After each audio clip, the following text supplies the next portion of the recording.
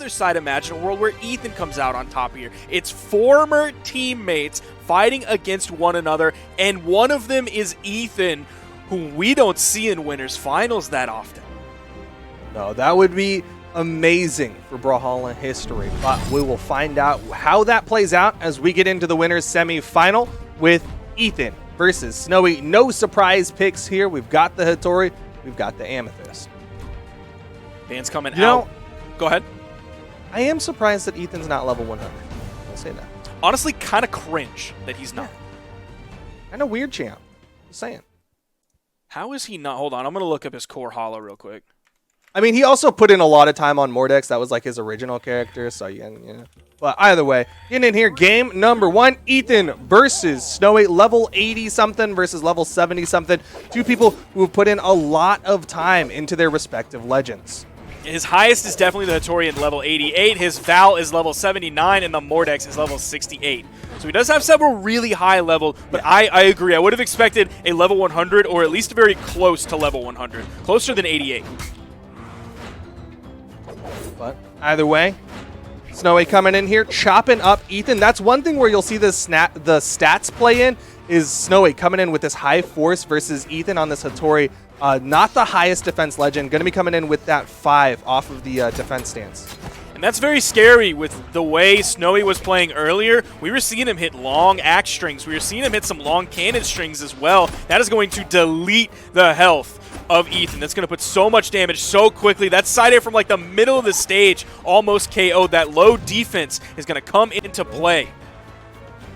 A little bit of a standoff here. Ethan on that soft platform, but finds his opportunity to come on in. Snowy hitting the side light. Can't connect with those finishers, though. A downlight nair could knock out, but Ethan finds the pogo to take the first stock off of Snowy. Ethan's precision strikes with the down air. Now, I don't always consider Ethan as the player who has the precision, who plays like a surgeon. I don't really associate that with him, but we're seeing it here at the World Championship. He is going to fall, but still has about a 50 damage lead here. After seeing what I'm seeing from Ethan today, I would have put him in my top 3 if I would have seen this. If I would have known this was coming, I would have put him in my top 3. Absolutely. This is looking like a whole different Ethan, and Ethan we hadn't really seen throughout the bulk of 2020. He is playing out of his mind, and so is Snowy. Snowy trying to get in onto Ethan, though. You see him hit that down air, couldn't quite get a follow-up. Down air into downlight isn't as consistent of a follow-up as it used to be, as Ethan gets in with a downlight side air. That one is consistent. We've seen a couple really strong spear players today, one of which being Ethan, and then, of course... Oh, is it going to be turning into something big? I can't believe Ethan didn't find the side air there. He's really close to it. Drifted to the side of the spear so that he didn't mess it up. That spear was still active, so it could have really stopped that knockout. But Snowy, you started to see him find momentum with the axe. I was getting excited for a moment. Down like ground pound for extra damage, but he needs this knockout. Ethan back to the spear, goes deep with the ground pound. Ethan is in the red. Weapon spawn comes in all the way on the right side. Blessing Snowy there. Neutral light still comes out from Ethan. Snowy on the edge. Ethan far away from the edge. He'll jump towards, but then he dodges away from it. Gets behind Snowy. Gets the double D-light as well, adding insult to injury. Gonna take a side air, but before, if you remember, on the second stock, Snowy was right in the yellow range, right around 50 damage. Now he's a little bit deeper than that, so Ethan has extended this lead just a little bit. Now Snowy's in the orange, so it's a 100-plus damage lead. But you did see Snowy throw away the axe, opt to go in with the cannon against Ethan, and Ethan is just finding the openings, gets in underneath, hits the recovery. One more D-Light recovery, and Ethan could be taking game number 1, but Snowy stays stacked up for the neutral light. Ethan's single-hit swordplay is working really well here. He doesn't have to go in and burn a dodge or anything. Doesn't even have to burn a dash to go for the D-Light into the recovery. His single hits are enough, and he's far enough ahead. He just waits for his opportunity and executes. And execution is what happens as Ethan takes game number 1 off the D-Light recovery. Snowy, of course, not going to swap characters as he leaves the Triplats plus Miami Dome, the pseudo-triplat, the biplat, some might say. And it is going to be Miami Dome for game number 2. Now going into the movement speed stance to get a little more movement on this Zol, on this Amethyst pick. Coming into the dome, both players going to go onto their respective soft platforms. Weapon Spawn's right in the middle. Snowy's going to grab the first one. Ethan grabs the second one. Only one hit came out. They've now been traded one hit for one hit. Snowy, I believe, is going to have slight damage lead. Now he definitely has a damage lead. Looking to chase into the air. Seeing Snowy kind of stuck on this right side wall for a brief moment. Ethan doing kind of the same thing he did against Santi, which is kind of fake on that corner and then back up to make it seem like it's safe to come up, but still right there present to punish if you commit.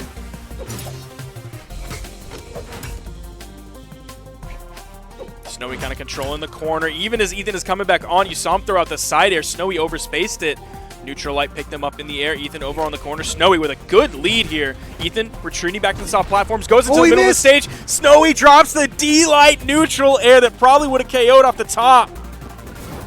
Classic knockout tool. This time he's going to hit it. Didn't GC it. So it's a little bit more practiced on the grounded version. Coming in with the axe again for that damage build onto Ethan's second stock. Now Ethan's got a long way to go. Sidelight Nair comes out. Ethan does hit a dare. He can't rely on those one-hit sword options anymore. He's going to have to find some strings. Looking for the D-Light, but Snowy, he isn't touching the ground for too long before you see him going in for the jump. He's going to avoid so many D-Lights. Good composure from Snowy. He gets stage spiked. Ethan still wall touches. Snowy goes in, didn't reset his jumps, and they're both going to fall off the no touches. They were both fighting for the chase dodge.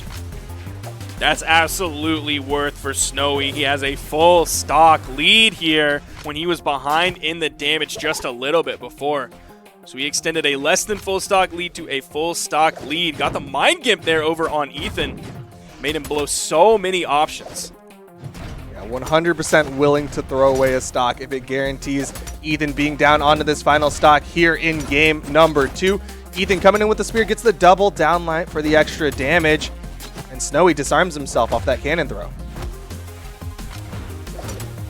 Ooh, that neutral air had some range on it to be able to hit Snowy. Yeah. See the sidelight off the stage. Ethan is going in really deep with his ground pounds, I think, so he can avoid Snowy, right? He's not going to hit them that deep. It's just to continue his movement downwards to get away from like a falling down air that Snowy might have. Yeah, once he's past Snowy, he commits to it. But a nice punish as Snowy G sees the down signature, or the down heavy unarmed, which just kind of leaves him in place. Ethan with the punish. He can't afford to get touched. Another down air off stage and Ethan's gone. Definitely favoring Snowy here as we get into the final moments of this game. But we did see Stingray take his opponent off the top of this stage on Small Brawlhaven earlier, very early in the stock. So the possibility's there, but the chance is slim. With a sidelight. Fortunately, not a lot of variable force on that sidelight. One of the few moves in the cannon kit with not a lot of variable force. Over to the axe, back to the cannon. Forcing Ethan into this wall slip as he gets caught by the flowers. And that's going to be game 2 going the way of Snowy. And Ethan's ready to move right on into this one. I didn't even get to see the damage numbers. Oh, that in-air movement speed is the reason he was able to get away from that first ground pound. He was able to dip just enough deep into the push-off column to avoid it. Any other character, he was going to eat that ground pound. Ooh, look at that graph. Bro, that second stock from Ethan, he took like so little damage. That was an orange KO. He's on 125 damage when he got taken out. Yo, but he was able to get that last stock for quite a while there. You are seeing Snowy again playing the map game like he did against Koslix. Really going to play this clock out as he does. Probably will go back to Mammoth. No, going to be going to Apocalypse for game number 3. Now, Snowy opting to go here. Not a huge surprise. You saw the way he was using those cannon down signatures over the corner. He can stay far enough away from the edge while still putting out a threat that Ethan eventually went into. He's going to have an even better time of doing that here with the walls being smaller. See if that happens as we get here into game number 3. Ethan, good read with the double side light into the down light. Goes for a GC side light. Snowy with a soft punish. Ooh, Snowy kind of backing up here against Ethan. He started off putting a lot of distance between them as well, and then you just saw him hard dip. Even went over to the wall without being forcibly sent there. Ethan, no punish on the recovery whiff. This one's going back and forth. A pogo. Ethan with control. Another pogo. Snowy did get the wall touch. The back end of the recovery, but the recoveries from Ethan coming out. Couldn't get the third one, and they're both back onto the stage. Ooh, Snowy. He went for something greedy there. Just the raw GC side signature to try and catch Ethan with a strange, unconventional option. Ethan completely avoided it and got the punish and got the KO, but you see an immediate answer back from Snowy. Sometimes those unorthodox decisions will catch an opponent off guard, especially at this high tier of play. But both of them, it's just back and forth, so evenly matched coming into this game number 3. Nice pickup from Ethan.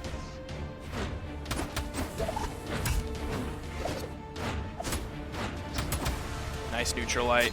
Ooh, there's the dodge. He was able to jump and get away from it, though, so that down light that came out from Ethan didn't find connection. Ooh, he waits on it. Side air. Snowy with the stage control. Another side air. Ethan disarmed. Weapon toss. Ethan is gone. The juggle. Gonna stick with the axe. This is the decision. Snowy's been able to build up so much damage with his axe. Even if it's only just the 2 pieces, he's still just hitting so hard with his axe. Oh, we've seen like 2 side sigs come out from Ethan on the sword kit so far. The first one ended up missing. The second one made the connection and got the KO. You saw him spot dodge to gravity cancel it and threw it out. Yeah, you're seeing Snowy after off hitting that neutral light. He'll do this kind of stutter forward. He'll walk forward and then he'll just double tap twice, kind of faking the movement. But Ethan just right and ready. But the ground pound and Snowy gonna take game number 3 while I was still thinking about that second stock. The axe play from Snowy is really coming out big for him here. That's primarily what is doing so much damage and taking so many stocks from Ethan. And Ethan gonna be forced over to the Val. Will retain the sword from the Hattori pick. And Snowy not gonna slow down on the map picks this time, going straight into Mammoth for game number 4. Snowy 1 game away from earning a guaranteed top 3 finish. What an upset that would be to see Snowy there in the winner's final. I can't believe Ethan got that first weapon. It looked like he was nowhere near it. Val got longer arms, all right? Ooh, we were just talking about the axe play, but look at this cannon play going into this one. Snowy finding these strings. That one's going to be tough to punish if you try to overspace it, and he charges it all the way. You basically have to punish that one from above, but not get caught in those plumes. Yeah, it's starting to look very reminiscent of like a Yumiko down sig, where it's just like this hitbox that slows down the pace of the game, just forces the opponent to sit there, wait for their opportunity, and it's working really well against Ethan, who looks like he wants to get really aggressive. Like he's not liking these brief cooldowns that are happening. Gauntlet's looking good for Ethan, though. Even though it's primarily spear on the Hattori, we did see some good stuff on those gauntlets. Picked up the neutral signature on the sword, and it's back to the gauntlets. D-Light into the recovery. Not quite enough damage on Ethan just yet.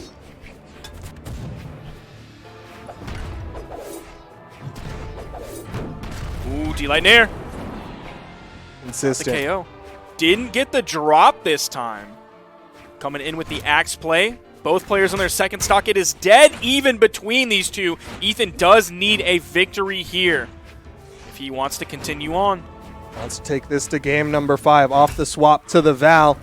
Snowy sticking with the axe. It's been working so well for him. Gets past, gets this turnaround, gets these side airs. Ethan forced the offstage, but the soft platform helped him out. What a ledge cancel dash to set up for the downlight nair from Ethan. That was crispy clean on that one. You love to see it. Ground pound Schmoo. sending Snowy onto the corner. Snowy actually recovers back onto the main platform very quickly. Ethan disarmed. Has him in the offstage. Throws out the side six. Snowy with the punish from below off the soft platform. And Snowy is one stock away from getting a top 3 guarantee. Ethan playing at the weapon disadvantage here. That neutral air turn. Snowy red. The second weapon that spawns in is going to go to Snowy as well. Ethan finding some more unarmed damage. Picks up some gauntlets. Recovery comes out, but it's just to get back to the main platform. Not as an option to hit Snowy. Weapon toss sends Snowy far. See the jump side air following up the recovery, expecting Snowy right above him high. Oh no, here comes some cannon string damage. Goes for the sidelight, doesn't even attempt the recovery. Oh, late on that sidelight to punish the landing. Neutral light weapon toss is going to go way low. Snowy's recovering high. Now he chooses to go low. No SIG opportunity from Ethan, just a GCD light. Neutral light comes out. Weapon toss goes very high. Where's the side SIG? Waits for Snowy, trying to catch the landing, but Snowy with the backup. Can't hit the neutral SIG. Snowy still living on the second stock, the clash out. Good spot dodge to avoid the down SIG. Ground pound committed from Ethan. Snowy is above the recovery. That was so low. How did that recovery KO? So the next weapon that Ethan picked up is going to be that sword. That means the next one coming in is going to be gauntlets. He's not even going to have the chance to grab it. He is behind. Now he's in the red. Ethan needs something big here if he wants to be guaranteed top 3. And there is nothing he can find because Snowy finds the D-Sig, gets the KO. We have Snowy moving on to the winners finals. What an upset. Snowy, PR number 9. Coming in here, not even expected to be in the winners semifinal of top 8, let alone guaranteed a top 3 finish in the winners final. I know I said don't count out Snowy, but for real, don't count out Snowy as he is sitting in the winners final against Sandstorm. One of the few remaining high-placing Zol players out there. He's holding it down for the Zol culture, the Zolture, if you will, going into it.